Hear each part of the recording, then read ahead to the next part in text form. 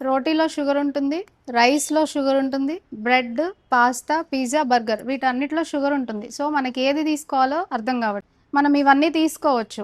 But మనం first sugar కన్నా ముందు బాడీకి ఫైబర్ అనేది తీసుకోవాలి. ఫైబర్ అనేది మన హంగర్‌ని కంట్రోల్ చేసి ఓవర్‌గా తినకుండా ఉండడానికి హెల్ప్ చేస్తుంది.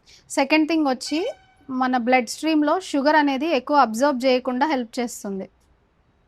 థర్డ్ వచ్చేసి మన బాడీలో ఇన్సులిన్ లెవెల్స్ అనేవి స్పైక్ అవ్వకుండా హెల్ప్ చేస్తుంది. మన బ్లడ్‌లో షుగర్ అనేది స్లోగా ఎంటర్ అయితే ఇన్సులిన్ లెవెల్స్ అనేవి స్టేబుల్‌గా ఉంటాయి.